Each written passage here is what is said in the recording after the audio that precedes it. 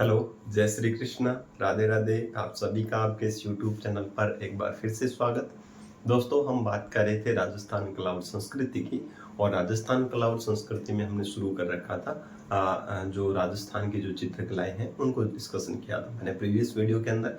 आपको इसके नामकरण को, इसके विभाजन को और जो भी फैक्ट थे, बेसिक फैक्ट थे, उनके बारे में डिस्कशन किया। और आज हम एक जो नए वीडियो पर बात करेंगे जिसके अंदर आज हम पढ़ेंगे मेवाड़ शैली। मेवाड़ शैली के अंदर जो भी चीजें हैं, मुख्य चीजें, उनके बारे में डिस्कशन करेंगे। चलो बिना किसी देरी के अपन वीडियो स्टार्ट करते हैं। देखिए दोस्तों, बात करते हैं सबसे पहले राजस्थान चित्रकला के अंदर मेवाड़ शैली की अगर बात करूं तो याद रखिए, राजस्थान में जो चित्रकला की शुरुआत जो हुई थी सबसे पहले वो मेवाड़ के अंदर हुई। इसलिए मेवाड़ जो है वो जन्मभूमि मानी जाती है, ठीक है ना। तो ये बात भी आप थोड़ी ध्यान रखिएगा कि मेवाड़ शैली जो है वो राजस्थान की प्राचीनतम शैली मान सकते हैं। राजस्थान की सर्वप्रथम वाली शैली जो है वो मेवाड़ ही है, क्योंकि सबसे पहले शुरुआत यहाँ से हुई। इसलिए राजस्थान चित्रकला की जो जन्मभूमि है वो मेवाड़ शैली है। मेवाड़ शैली के अंदर मैंने आपको बताया था, ठीक है, ट्रिक के थ्रू भी आपको समझाया था कौन कौन सी शैलियां इसके अंदर शामिल है, ठीक है ना। मैंने बताया था ऊंचा देवसा उसे, उदयपुर, ना से नाथद्वारा, चा से चावंड और देवगढ़ से देवगढ़ और सा का मतलब शाहपुरा, ठीक है। तो आज अपन बात कर रहे हैं उदयपुर शैली के अंदर, मेवाड़ स्कूल के अंदर उदयपुर शैली की बात करते हैं। प्रथम चित्रित ग्रंथ की अगर बात करूं, एक एक फैक्ट की मैं बात करूंगा, ध्यान से सुनिएगा। प्रथम चित्रित ग्रंथ यानी कि इस शैली का सबसे पहले जो चित्रित ग्रंथ था, देखिए दोस्तों, प्रारंभ में क्या था, इस शैली पर जो जैन धर्म जो था उसका प्रभाव ज्यादा था। जैन शैली का प्रभाव बहुत ज्यादा था, जिसकी वजह से पहले जो चित्रित किए गए जो ग्रंथ है उन पर जैन शैली का प्रभाव बहुतायत में देखने को मिलता है। इसलिए प्रथम जो चित्रित ग्रंथ है इस पर जैन शैली का प्रभाव बहुत ज्यादा है। इसलिए इस जो ग्रंथ जो है पहला चित्रित, उसका नाम है श्रावक प्रतिक्रमण, श्रावक प्रतिक्रमण सूत्र चूर्णी। मैंने आपको प्रीवियस वीडियो में बताया था इसके बारे में, श्रावक प्रतिक्रमण सूत्र चूर्णी। और ये ग्रंथ जो है वो याद रखिएगा, इस ग्रंथ के जो चित्रकार हैं वो कौन है, तो मैंने आपको बताया था इस ग्रंथ के जो चित्रकार हैं वो है कमल चंद्र। और किस शासक के काल में बना था, तो मेवाड़ के उस टाइम के शासक थे जिनका नाम था तेज सिंह जी।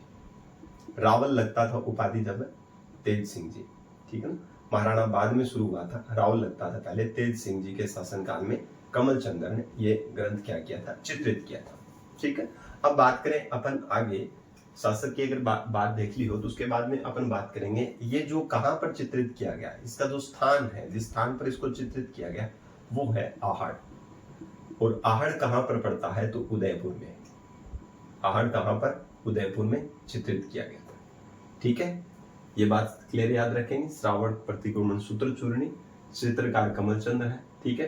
1260 के अंदर इसको चित्रित किया गया, ठीक है। कमलचंद्र के द्वारा कब किया गया, 1260 ईस्वी में इसको क्या किया गया था, चित्रित किया गया था। स्थान कहां पर, आहड़ में किया गया था, आहड़ उदयपुर में। और शासक कौन थे, तेज सिंह।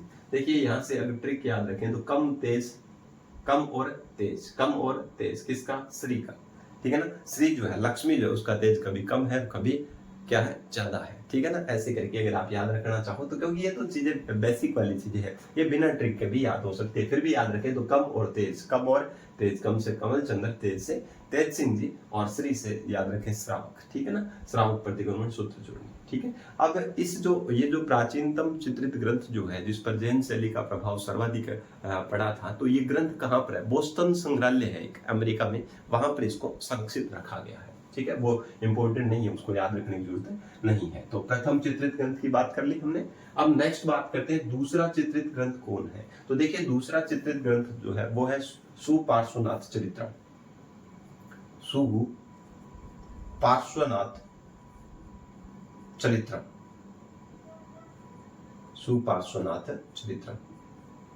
चरित्रम, ये दूसरा चित्रित ग्रंथ है। देखिए यहाँ से जैसे जैसे मैं फैक्ट लगा रहा हूँ वहां आप ध्यान रखिएगा, मैं एक पॉइंट की बात कर रहा हूँ, उनके नीचे ही आप लिखिएगा वैसे, ठीक है। दूसरा चित्रित ग्रंथ कौन सा है, मेवाड़ शैली का दूसरा प्राचीन चित्रित ग्रंथ है, उसका नाम है सुपार्श्वनाथ चरित्रम, या इसको सुपासना है भी इसको लिखा जाता है। तो आप कंफ्यूज मत होना, इसका एक नाम आपको ये भी देखने को मिलेगा, सुपासना चरितम। ठीक है, तो आप जाइएगा ना, क्योंकि जैन शैली का प्रभाव इस टाइम ज्यादा था, जिसकी वजह से इनके नाम कुछ ऐसे लिखे जाते हैं। ठीक है, तो सुपार्श्वनाथ चरित्र जो है, अगर इसकी बात करें चित्रकार की, अगर मैं बात करूं चित्रकार, तो इसका जो चित्रकार था वो है हीरानंद। कौन है? हीरानंद है। ठीक है, वहीं शासक की अगर बात करें तो इस टाइम जो शासक थे वो थे महाराणा मोकल। मोकल कौन थे? तो मोकल इस टाइम के क्या थे? शासक थे। ठीक है, स्थान की अगर बात करें तो देलवाड़ा नामक स्थान पर इसको चित्रित किया गया। देलवाड़ा, देलवाड़ा, ठीक है, देलवाड़ा नामक स्थान पर इसको क्या किया गया? चित्रित किया गया। वर्तमान में ये कहां पर संग्रहित है? तो याद रखिएगा, सरस्वती संग्रहालय है उदयपुर में। सरस्वती संग्रहालय, जो राजस्थान से रिलेट करते हैं संग्रहालय, उनकी मैं बात करूंगा साथ में, क्योंकि कई बार ये संग्रहालय भी पूछ लेते हैं। तो सरस्वती संग्रहालय कहां पर है? उदयपुर में। वहां पर इस चित्रित ग्रंथ को क्या किया गया? रखा गया है। ठीक है, याद रख लोगे, सुपार्श्वनाथ चरित्रम।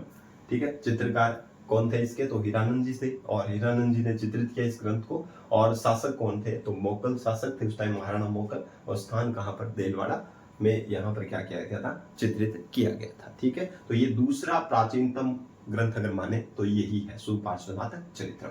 तो इन दोनों को आप आराम से ध्यान रखिएगा। अगर बात करूं मैं, डगलस बैरेट नाम लिखा हुआ है 3 नंबर पॉइंट पे।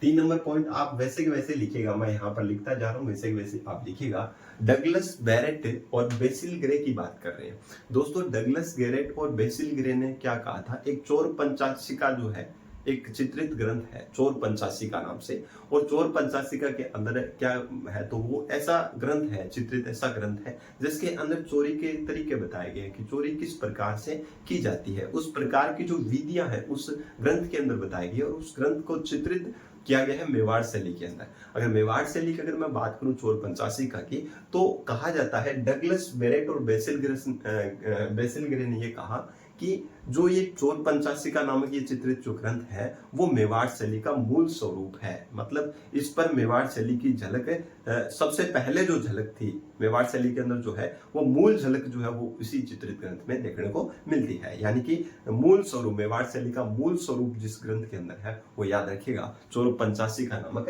ग्रंथ के अंदर है। ठीक है ना, चलिए बात करें। अगर मैं बात करूं 3 नंबर पॉइंट की, तो आप यहां से भी रिलेट करके देखिएगा। डगलस बैरेट बेसिल ग्रे ने क्या कहा? एक ग्रंथ है चोर पंचाशिका। पंचाशिका मैंने अभी बताया, चोरी करने के यहाँ पर विधियां बताई गई है कि किस प्रकार से चोरी कर सकते हैं। इस प्रकार से कुछ इस ग्रंथ के अंदर उल्लेख किया गया है। तो ये भी मेवाड़ शैली के अंदर चित्रित किया गया। ठीक है ना, 1540 के आसपास, लगभग 1540 के अंदर इसको चित्रित किया गया। और कहा जाता है डगलस बैरेट और किसके द्वारा? डगलस बैरेट और बेसिल ग्रे। बेसिल ग्रे, इन दोनों ने ये कहा कि ये मेवाड़ शैली का मूल स्वरूप देखने को मिलता है इसके अंदर। ठीक है ना, तो मेवाड़ शैली का मूल स्वरूप देखने को मिलता है। तो याद रखिएगा, इसको लिखना चाहो तो लिख सकते हैं आप। मेवाड़ शैली का मूल स्वरूप क्या? मेवाड़ शैली का मूल स्वरूप जो है का चित्रण, यानी कि मेवाड़ शैली का मूल स्वरूप जो है, मूल जो इसकी विशेषताएं हैं या इसका इस शैली की जो है वो इसी ग्रंथ में देखने को आपको मिलती है। ये कहा था डगलस बैरेट और बेसिल ग्रे ने। तो दोस्तों तीनों चीजें आपको, तीनों पॉइंट मैंने क्लियर करवा दिए हैं। एक बार आपस से रिपीट करना, ठीक है ना। अगर आपको ये याद नहीं रहता है तो इसकी भी मैं ट्रिक बता देता हूं आपको। हिमांशु याद रखिएगा। क्या याद रखिएगा? हिमांशु। और इसकी अगर याद रखना चाहो तो कम और तेज। श्री का श्री जो है माँ लक्ष्मी, श्री जिसको माँ लक्ष्मी को कहते हैं, उसका उनका प्रभाव कभी तो कम रहता है, कभी क्या रहता है? तेज रहता है। ऐसे करके आप रिलेट कीजिएगा। श्रावक, प्रतिक्रमण, सूत्र चूर्णी, कमल चंद्र और तेज सिंह। ठीक है, हिमांशु से याद रखिएगा, ही से याद रखिएगा हीरानंद, माँ से याद रखिएगा क्या? मोकल, और सु से याद रखिएगा सुपार्श्वनाथ चरित्रम। तो ये कुछ बेसिक ट्रिक्स हैं, हर एक चीज को अपन ट्रिक से याद नहीं रख सकते हैं, इसलिए अगर आपको लगे कि ट्रिक से याद रखना है तो आप ट्रिक से याद रखिए, वरना जो इंपॉर्टेंट जो है उनके बारे में मैं आपको बिना कहे ट्रिक समझा दूंगा, फिर भी मैं प्रयास कर रहा हूँ कि को कैसे भी करके याद रहे। ठीक है, चोर पंचासी का 1540 में ये कहा गया कि इस ग्रंथ के अंदर जो चित्रित जो ये ग्रंथ है उसके अंदर मेवाड़ शैली की झलक देखने को मिलती है। जो मेवाड़ शैली की मूल झलक जो है वो इसी चित्र के अंदर देखने को मिलती है। ये कुछ बातें कही गई इनके बारे में। ठीक है, चलिए आगे। अब एक पॉइंट और आता है, लिखा हुआ है 4 नंबर पॉइंट पे कि राजस्थान चित्रकला का जनक कौन है। देखिए दोस्तों, राजस्थान के अंदर ओवरऑल अगर चित्रकला की अगर बात करें तो उनके अंदर जो मेन जो है आदमी, उसका नाम है कौन सा 4 नंबर पॉइंट की बात कर रहा हूँ, 4 नंबर पॉइंट है महाराणा कुंभा। महाराणा कुंभा इन्होंने अपने काल के अंदर बहुत ज्यादा क्या है, जो स्थापत्य कला जो है उनके बारे में बहुत ज्यादा इन्होंने विस्तार किया। दुर्ग वगैरह के लिए कहा जाता है कि मेवाड़ के अंदर 84 दुर्गों में से 32 दुर्गों का निर्माण केवल इन्होंने करवाया। इसका मतलब उस टाइम की जो कला जो है, चित्रकला जो है, उनको इन्होंने बहुत ज्यादा प्रोत्साहन दिया होगा। तो इसलिए महाराणा कुंभा जो है उनको राजस्थान चित्रकला का जनक कहा जाता है, father of Rajasthan paintings. Okay, clear है, याद रखिएगा महाराणा कुंभा। ठीक है, ये 4 पॉइंट आपको मैंने करवा दी। अब बात करूंगा मैं उदय सिंह के बारे में। एक बार इसका स्क्रीनशॉट लेना चाहें तो आप स्क्रीनशॉट इसका ले सकते हैं। चलिए आगे, चलिए अब बात कर लेते हैं अपन उदय सिंह जी के बारे में कि मेवाड़ के जो महाराणा उदय सिंह है, जो महाराणा प्रताप के पिताजी हैं, उनके काल में क्या हुआ था वो बात करते हैं। ठीक है, अब बात करूं मैं उदय सिंह जी के बारे में। अगर बात करूं यहां से उदय सिंह जी के बारे में, उदय सिंह जी के बारे में, मेवाड़ महाराणा प्रताप के जो पिताजी हैं उदय सिंह, उनके शासनकाल में क्या हुआ था, भागवत पुराण का एक पारिजात अवतरण नामक एक चित्रित ग्रंथ किया गया था। ठीक है, भागवत पुराण का पारिजात अवतरण पर चित्रण किया गया था और उसके चित्रकार थे, उनका नाम था, क्या नाम, नाना राम था। ठीक है ना, उदय सिंह के काल में भागवत पुराण का एक है, भागवत पुराण का एक टॉपिक जिसका नाम पारिजात अवतरण। तो भागवत पुराण के पारिजात अवतरण जो है उसके ऊपर चित्रण किया गया। ठीक है ना, ये इनके शासनकाल में ये चित्रित किया गया था ग्रंथ। और इसके जो चित्रकार थे वो कौन थे, तो याद रखिएगा, इनके जो चित्रकार है नाना राम। ये नाना राम की कृति है, रचना है, नाना राम। ठीक है ना, समझ आ गई बात है। ठीक है, ये वाली बात याद रखिएगा। उदय सिंह के काल में पारिजात अवतरण जो भागवत पुराण का, किसका, भागवत पुराण का संबंध रखता है, भागवत पुराण से ये संबंध रखता है। भागवत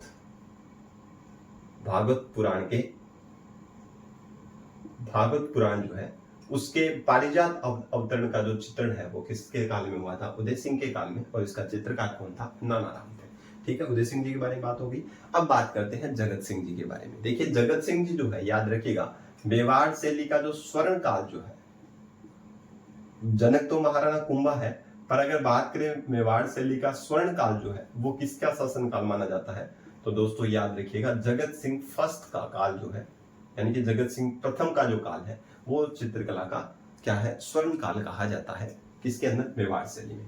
अगर हम बात करें जगत सिंह जी की, अगर बात करें तो इनके टाइम में बहुत ज्यादा ग्रंथ क्या है चित्रित किए गए, लिखे गए, तो उनमें बनाए गए, चित्रित किए गए। तो उनमें एक है रागमाला लगभग 1628 के आसपास, रसिक प्रिया, रागमाला, रसिक प्रिया, और एक नाम याद रखें आप, गीत गोविंद।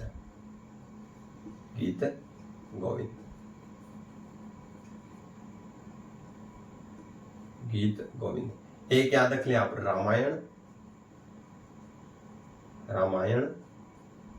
एक याद रख लें आर्ष रामायण।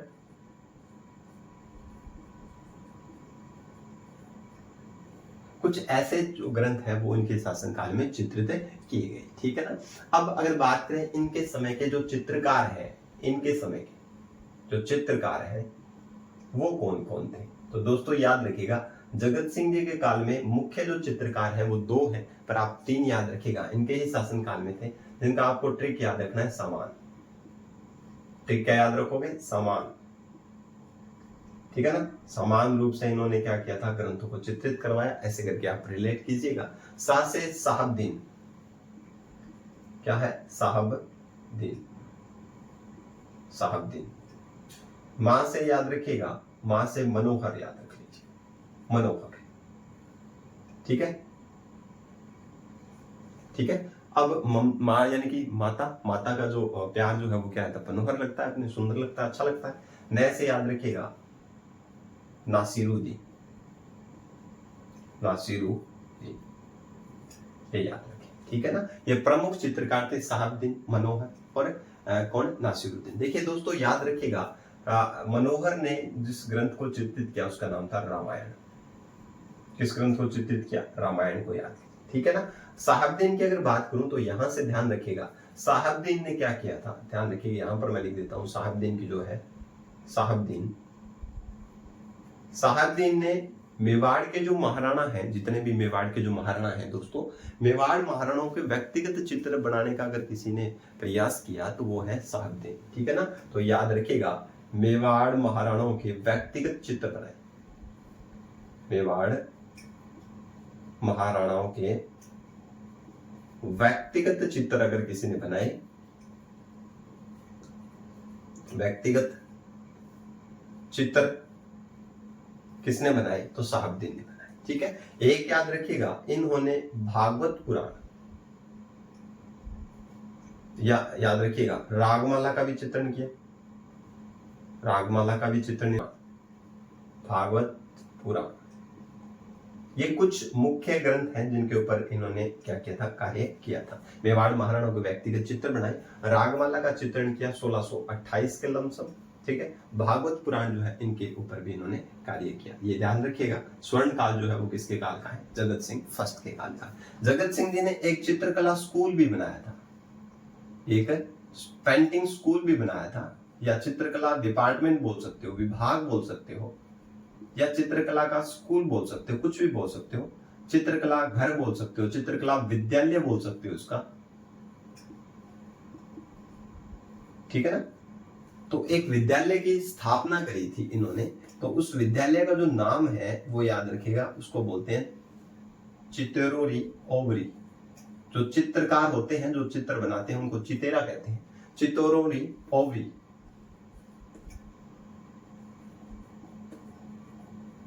चित्तौरोरी ओवरी, ये ग्रंथ है। या इसी को एक नाम और कहते हैं, इसी को ही, क्योंकि यहाँ पर जो चितेरे हैं, चित्रकार जो है, इस यहाँ पर बैठ करके क्या करते थे, चित्र बनाया करते थे, और इसलिए इसको तस्वीर बनाते थे, चित्र को एक तरीके तस्वीर बोलते हैं, तो इसको तस्वीरों का कारखाना भी कहते हैं, तस्वीरों का कारखाना, तस्वीरों का कारखाना, ठीक है, तस्वीरों को कारखाना, जहां पर तस्वीरें बनाई जाती है, ठीक है ना। और इसकी स्थापना कहां पर करी थी? याद रखिएगा, सिटी पैलेस में, उदयपुर के अंदर, उदयपुर में जो चंद्र महल है, उदयपुर के चंद्र महल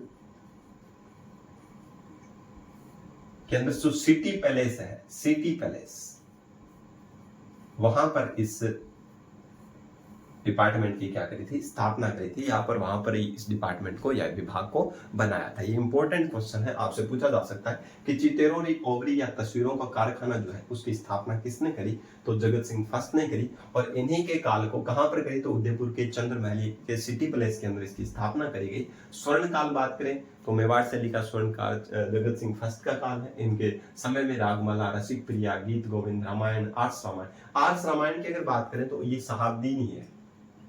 आर्ष रामायण की अगर मैं बात करूं तो इसके भी शहाब्दीन ही है, ठीक है ना। चित्रकार इसके भी शहाब्दीन है, ठीक है ना। तो इन ग्रंथों को, इनका ग्रंथों का निर्माण किया गया था इनके टाइम में, ठीक है ना। तो अब मैंने बताया इनके समय में जो चित्रकार, कई बार ये क्वेश्चन पूछ सकता है, जगत सिंह के काल में जो मुख्य चित्रकार थे वो कौन कौन थे? तो याद रखिएगा, सामान से ट्रिक याद रखिएगा, और साहबदीन, मनोहर और नासिरुद्दीन, ठीक है ना, ये याद रखिए, ठीक। ये आप स्क्रीनशॉट इसका एक बार ले सकते हैं। चलो आगे, स्क्रीनशॉट ले लें। इसके बाद में अपन बात कर लेते हैं दोस्तों एक और आगे के पॉइंट की, जो आप साफ देख सकते हो। मैं प्रयास यही कर रहा हूं कि आपको एक एक चीज को अच्छे से समझा पाऊं, ठीक है ना। राइट। संग्राम सिंह जी के टाइम में क्या हुआ था, संग्राम सिंह जी के टाइम में, संग्राम सिंह जी के टाइम में कुछ ग्रंथ चित्रित किए गए, जिनमें से इन ग्रंथों का नाम याद रखिएगा, मैं आपको बता देता हूं। कुछ ग्रंथ जो है उनको चित्रित किया गया, जिसके अंदर से एक है गीत गोविंद, गीत गोविंद याद रखें, ठीक है ना, गीत गोविंद याद रखें। उसके बाद में अगर बात करें 2 नंबर की, अगर मैं बात करूं तो याद रखें बिहारी सतसई, बिहारी सतसई, ये ग्रंथ याद रखें। एक याद रखें मुल्ला दो प्याजा के लतीफे, मुल्ला दो प्याजे के लतीफे, लतीफे। एक नाम और याद रखिएगा कलीला दमना, जो इंपॉर्टेंट है, वेरी वेरी इंपॉर्टेंट लाइन है ये, कलीला और दमना। इन ग्रंथों के जो चित्र है, इन ग्रंथों को चित्रित करवाया किन के समय में, तो याद रखिएगा संग्राम सिंह जी के समय में इनको चित्रित करवाया गया। दोस्तों अगर बात करूं संग्राम सिंह जी के टाइम में जो प्रमुख चित्रकार था, प्रमुख चित्रकार, उसको बोलते हैं नूरुद्दीन है। कौन है? नूरुद्दीन, नूरुद्दीन, ठीक है ना, ये याद रखिएगा दोस्तों, ठीक है। प्रमुख चित्रकार की अगर बात करूं तो कौन है, तो नूरुद्दीन है, नूरुद्दीन है, ठीक है ना। अब यहां से आप चीज ये याद रखिएगा, इनके ग्रंथ में गीत गोविंद, बिहारी सतसई, मुल्ला दो प्याजा के लतीफे और कलीला दमना पर इन्होंने क्या करवाए, ग्रंथ चित्रित करवाए। दोस्तों कलीला दमना क्या है, तो याद रखिएगा कलीला दमना जो है वो पंचतंत्र पर आधारित कहानी है। पंचतंत्र जो ग्रंथ है पर निर्भर है या आधारित है, किस पर निर्भर करता है, तो पंचतंत्र ग्रंथ जो है उस पर आधारित है। अगर बात करूं मैं पंचतंत्र की, तो पंचतंत्र के जो रचयिता जो है या इस ग्रंथ को किसने लिखा था, तो याद रखिएगा विष्णु शर्मा जी ने लिखा था, विष्णु शर्मा। विष्णु शर्मा के द्वारा लिखा गया ये पंचतंत्र ग्रंथ जो है उसी का ही फारसी अनुवाद जो है वो क्या है, कलीला दमना है। चलिए गर्मी कुछ ज्यादा है तो उसकी वजह से है ना। चलिए पंचतंत्र ग्रंथ पर आधारित विष्णु शर्मा, ठीक है। अब ये फारसी ग्रंथ है कलीला दमना, किसका है, पंचतंत्र का है, किसका है, पंचतंत्र का है। अब दोस्तों ये क्या है, ये एक कहानी है, पंचतंत्र या कलीला दमना क्या है, एक कहानी है, ठीक है ना। कहानी किसकी है, तो 2 गिद्दड़ की कहानी है, 2 गिद्दड़ों की कहानी है, ये ध्यान रखिएगा, ठीक है ना। पंचतंत्र का जो अनुवाद है, फारसी अनुवाद, वो कलीला दमना है, और जिस पर ग्रंथ चित्रित करवाए गए थे संग्राम सिंह के टाइम में नूरुद्दीन ने किया था। ये किसने किया था, तो इसका जो चित्रकार अगर बात करूं तो वो याद रखिएगा नूरुद्दीन, क्योंकि इनके शासन काल में ये यहां से क्वेश्चन आपको पूछ सकता है, नूरुद्दीन। और नूरुद्दीन का ये एक नाम और याद रखें, किताबों में कुछ में लिखा है निसारदीन, तो नूरुद्दीन और निसारदीन दोनों एक ही है, ठीक है, ये याद रखिएगा, ठीक है। नासिरुद्दीन अलग है, निसारदीन अलग है, ये ध्यान रखिए। नासिरुद्दीन जो है वो तो अभी मैंने आपको बताया जगत सिंह फर्स्ट के टाइम में था, और ये जो है नूरुद्दीन जिसको आप निसारदीन कहते हो ये अलग है, ठीक है ना। तो इन्होंने कलीला दमना पर क्या बनाए थे, चित्र बनाए थे, ठीक है ना, कलीला दमना के चित्र बनाए थे। एक कहानी है, 2 गिद्दड़ों की कहानी है, जिसके अंदर से एक गिद्दड़ सरल स्वभाव का है, मधुर स्वभाव का है, और एक उदंड प्रवृत्ति का गिद्दड़ है। तो उनके बारे में कुछ ये इसके अंदर है, इनके जो चित्र जो है वो इसके अंदर बनाए गए हैं, किसके द्वारा, नूरुद्दीन या निसारदीन के द्वारा, ठीक है। संग्राम सिंह के बारे में आप इतना याद रखें, इनका प्रमुख चित्रकार जरूर याद रखें नूरुद्दीन, जिसने कलीला दमना पर क्या बनाए, चित्र, ठीक। अब यहां से याद रखिए संग्राम सिंह जी हो गए। चित्रकार का मैंने अभी बताया आपको, इनके प्रमुख चित्रकार कौन है, नूरुद्दीन है। अब मैं कुछ मेवाड़ शैली के अंदर, जो भी इस शैली के अंदर जो भी मुख्य चित्रकार है उनकी बात कर लेता हूँ, ठीक है ना। ये मेवाड़ शैली की होगी चित्रकार, क्योंकि उदयपुर शैली किसके अंदर, मेवाड़ शैली में, मेवाड़ स्कूल में है, तो ये मेवाड़ के हो गए। तो इस शैली के जो मुख्य चित्रकार जो है ना, जैसे आप देख पा रहे हो लिखा गया हेडिंग, चित्रकार कौन कौन से, इसको अपन ट्रिक से याद रखेंगे। क्वेश्चन यहां से पूछा जाता है, कई बार आपको कुछ ऑब्जेक्ट में दे देता है, कि निम्न में से कौन मेवाड़ शैली से संबंध नहीं रखता है, या फिर कौन मेवाड़ शैली से संबंध रखता है, कौन किशनगढ़ शैली से संबंध रखता है, ऐसे क्वेश्चन पूछे, यानी कि चित्रकारों पर प्रश्न बहुत पूछा जाता है, इन पर फोकस ज्यादा करिएगा। ठीक है, क्या होगा, नानू राम जी शिव की कृपा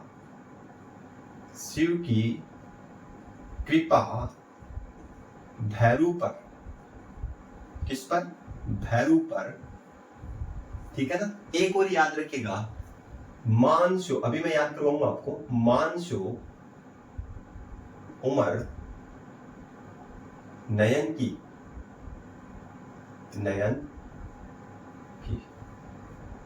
ठीक है ना। ये आपको ये ट्रिक याद रखनी है। नानूराम जी शिव की कृपा जो वो भैरू पर है। ठीक है ना। दो व्यक्ति हैं, एक का नाम नानूराम है, या फिर आप खुद को एक तो खुद को मान लो, ठीक है ना, कि मैं हूं और मैं मान रहा हूं सामने मेरे कोई व्यक्ति, उसको नानूराम मानो। तो नानूराम जी को मैं कह रहा हूं, क्या कह रहा हूं, कि नानूराम जी शिव की जो कृपा है वो भैरू बाबा पर है। किस पर है, भैरू बाबा पर है। और शिव जी के क्या है, 3 नेत्र है। कितने नेत्र है, 3 नेत्र है, और उनकी उम्र भी काफी है। समझ, ऐसे याद रखना आपको, उन नेत्रों की उम्र भी काफी है। ऐसा नहीं है कि तीसरा नेत्र जो है उसकी उम्र बाकी 2 नेत्रों से कम है, उनके बराबर ही सर्वाइव करते हैं, यानी कि वो भी एक आंख है, उनका नेत्र है, जैसे 2 आंखें वैसे ही है। तो उनकी उम्र की बात की गई है, मानसो उम्र नयन की, किसके, शिव के नयन की उम्र मानसो की उनके जैसी ही है। ऐसे करके आप याद रखिएगा। क्या याद रखिएगा, मैं नानूराम जी को क्या कह रहा हूँ, नानूराम जी शिव की कृपा भैरू पर है, और मानो क्या मानो कि जो शिव का जो नेत्र है, मानसो थे मानसो की उम्र जो नयन की है वो एक जैसी है। उम्र नयन की क्या है, एक सी है, एक सी। ठीक है ना। बस इतना ध्यान रखना है। चलो बात करना, ना से याद रखिएगा, नासिरुद्दीन, क्लियर। नू से याद रखिएगा, नूरुद्दीन, अभी मैंने आपको बताया, नूरुद्दीन, ऐसे भी लिखा सकता है नूरुद्दीन। ठीक है, या इसी को ही दूसरा नाम अभी मैंने बताया, क्या याद रखोगा, नासिरुद्दीन,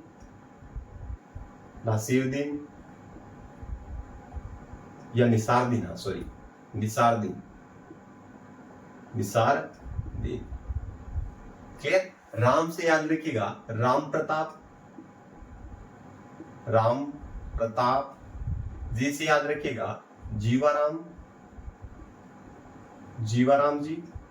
शिव से शिव दयाल जी। की को साइलेंट रखिएगा, की को कट करना है। कृपा से याद रखिएगा, कृपाराम जी। भैरू से याद रखिएगा, भैरूराम जी। पर को आपको काटना है, ठीक है ना। रखिएगा मनोहर,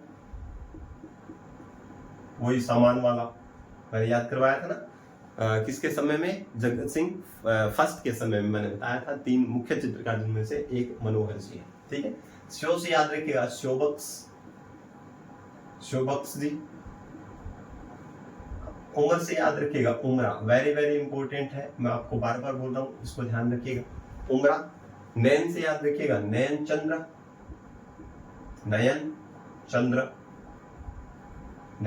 चंद्र। बस दोस्तों इतना याद रखना है। ये पूरे चित्रकार जो वो यहाँ पर आपको इस शैली से संबंध रखते हैं, उदयपुर वाली से या मेवाड़ से, वो आपको मैंने करवा दिया। अलग अलग शैलियों में अलग अलग की बात करूंगा, पर ये इस शैली के जो मुख्य चित्रकार है वो याद रखिएगा।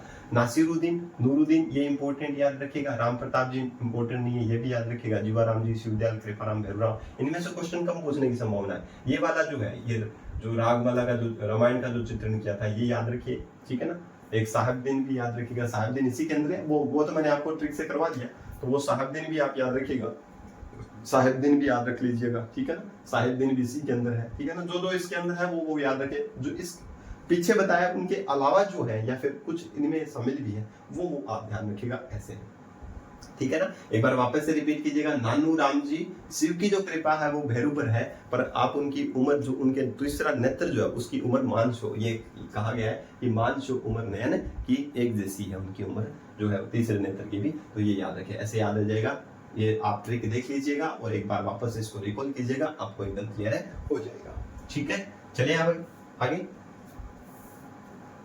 चलिए। अगर हम एक चीज और देखना चाहिए यहाँ पर, अगर मैं लिखूं तो प्रमुख ग्रंथ भी लिख देता हूँ एक साथ ही। प्रमुख ग्रंथ ग्रंथ की तो मैंने अभी आपको बताया, प्रमुख ग्रंथ इस शैली के अंदर कौन कौन से थे वो पहले तो कुछ मैं बता चुका हूँ, कुछ एक तो बता ही चुका हूँ, ठीक है ना। रागमाला है, रसिक प्रिया है, ठीक है ना। जगत सिंह के टाइम में, प्रथम के टाइम में जो है रसिक प्रिया, रागमाला हो गया, रामायण हो गया, ये तो है ही है। इनके अलावा भी कादम्बरी, ये इंपॉर्टेंट है। एक है नल दमयंती, जो इंपॉर्टेंट है वही बात कर रहा हूं मैं दोस्तों।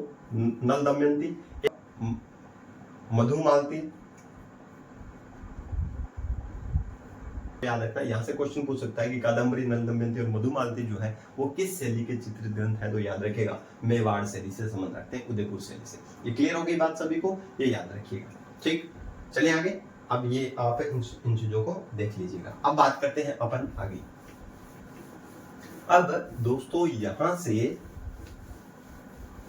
हम बात कर लेते हैं कि प्रमुख प्रमुख चीजों की अगर बात करें तो यहां पर अगर देखें तो विषय की अगर बात करूं कि इस शैली के अंदर जो मुख्य विषय जो है वो किससे संबंध रखता है, शैली का जो विषय है वो किससे संबंध रखता है, तो भगवान कृष्ण से, कृष्ण भगवान से संबंध रखते हैं, ठीक है ना। इस शैली का जो प्रमुख विषय है वो कौन है, तो याद रखिएगा कृष्ण भगवान है, ठीक है ना। इसके अंदर एक चीज और याद रखिएगा, इस शैली के अंदर जो स्त्री जो है इसकी जो आंखें हैं, आंखें मीनाकृत आंखें या फिर मीनाक्षी मान सकते हो आप, मीनाक्षी है आंखें जो वो कैसी है, मीनाक्षी, मीन के जैसी है, मीन करती है, मीन का मतलब मछली है, ठीक है, उनके जैसी है। अगर बात करें पुरुष की, अगर बात करें तो पुरुष उनके क्या गठीला मुछे हैं, मुछ भी चेहरा भरा हुआ, गठीली मुछे इस तरीके से। और इनमें जो अलग जो वो याद रखेगा अटपटी पगड़ी, अटपटी पगड़ी बांधे हुए दिखाया गया है चित्रों के अंदर, ये इंपॉर्टेंट याद रखिएगा, ठीक है। आंखें क्या है स्त्रियों की, मीनाक्षी दिखाई गई है, विषय कृष्ण भगवान है, याद रखिएगा। अगर और इनकी अगर बात कर ले तो इनके अंदर और जो मुख्य जो बातें हैं वो है क्या है, तो ध्यान से सुनिएगा। इनके अंदर जो मुख्य बातें हैं वो है प्रमुख रंग जो है, इस शैली के अंदर प्रमुख रंग किसका प्रयोग किया जाता है, तो याद रखिएगा लाल। लाल के अलावा भी कुछ रंग लिखे जाते हैं, पीला ना है, पीला ना है, सफेद है, ये ट्रिक याद रख लीजिए, इसे याद रखिएगा। पीला ना है कैसा है, सफेद है। पी से याद रखिएगा पीला, ला से याद रखिएगा लाल, ना से याद रखिएगा ना का मतलब नीला, ऐसे याद रखिएगा हरा, सफेद से आप याद रखिएगा सफेद। तो ये भी कुछ प्रमुख रंग है जिसके अंदर से आपको याद रखना, ये भी इन रंगों का भी उपयोग किया गया है, पर मुख्य जो रंग है वो कैसा है, लाल है, ये ध्यान रखिए। अगर प्रमुख पशु पक्षी की अगर बात करूं, पशु या पक्षी जो है इनके अंदर वो किसकी प्रधानता है, कौन से पशु पक्षियों की इन चित्रों में प्रधानता है, तो ये हाथी और चकोर, चकोर की प्रधानता है। हाथी और किसकी प्रधानता है, चकोर की। प्रमुख वृक्ष की अगर बात करूं, प्रमुख वृक्ष तो कदम्ब वृक्ष इन चित्रों में ज्यादा दिखाए जाते हैं, कदम्ब के वृक्ष। कौन से याद रखेंगे, इनकी जो विषय जो है वो यानी कि कृष्ण भगवान से संबंधित है या फिर कृष्ण भक्ति से संबंध रखते हैं इनके विषय। स्त्री जो है उनकी जो आंखें जो है वो मीनाक्षी आंखें हैं, मीन के जैसी आंखें हैं, ठीक है, मछली के जैसी। पुरुष है अटपटी पगड़ी पहनते हैं, उनके गठीले चेहरा है और उनकी मूछें भी गठीली हुई है, तो इस प्रकार से हैं। तो मुख्य जो अटपटी पगड़ी मैन है यहाँ पर। प्रमुख रंग अगर बात करें, लाल प्रमुख रंग है, बाकी पीला ना है, कैसा है, सफेद है। रंग पीला नहीं है, ना है पर सफेद है, तो ऐसे ट्रिक याद है कि पी से पीला, ला से लाल, ना से नीला, ऐसे हरा और सफेद से सफेद। ये भी रंगों का, इन भी रंगों का उपयोग किया जाता है, पर मुख्य रंग कैसा है, लाल है। प्रमुख पक्षी की बात करें तो हाथी है और चकोर है। और प्रमुख वृक्ष की अगर बात करें तो ये इंपॉर्टेंट याद रखिएगा, कैसा, कदम है। और ये इंपॉर्टेंट याद रखिएगा कैसा है, लाल है। और ये क्वेश्चन याद रखिएगा, पगड़ी, अटपटी पगड़ी पहनते हैं और आंखें कैसी स्त्रियों की, मीनाक्षी है। तो ये थी उदयपुर शैली, जिसके अंदर से जो इंपॉर्टेंट फैक्ट थे या इंपॉर्टेंट जो चीजें थी उनको हमने डिटेल से बात की। दोस्तों उम्मीद करता हूं कि आपको ये सेशन शानदार लगा होगा। दोस्तों यहाँ पर इस चैनल के माध्यम से मेरा प्रयास यही रहता है कि आपको एकदम इजी वे में और अच्छा कंटेंट उपलब्ध करवाया जाए, क्योंकि ज्यादा कंटेंट भी अगर बात करें तो एग्जाम के पॉइंट ऑफ व्यू से इतना इंपॉर्टेंट नहीं होता है, क्योंकि ज्यादा तो बुक्स भी बहुत है, ठीक है ना, बुक्स भी बहुत हैं, पर बुक्स को अपने को ध्यान में नहीं रखना है। खाली ये चीज आपको ध्यान रखें कि जो इंपॉर्टेंट फैक्ट है और ऐसे फैक्ट याद रखें जो एग्जाम के पॉइंट ऑफ व्यू से आए भी और हमें डिटेल में भी चीजों को पता लगे। तो ऐसा ही मेरा प्रयास है। उम्मीद करता हूं कि आप सभी दोस्त इस चैनल को ज़्यादा से ज़्यादा सपोर्ट करेंगे। अगर आपको वास्तव में लगा है कि इस क्लास के माध्यम से आपका 2% अगर फ़ायदा हुआ है, आपको लगा है दिल से, अगर दिल से आपको लगता है कि वास्तव में इस चैनल के माध्यम से हमें कुछ सीखने को मिला है, तो दोस्तों अपने साथियों से शेयर कीजिए और ज़्यादा से ज़्यादा इस चैनल को ग्रोथ करने में आप अपनी अहम भूमिका अदा कर सकते हैं। और अपन मिलते हैं एक नई शैली के साथ, तब तक के लिए जय हिंद, जय भारत।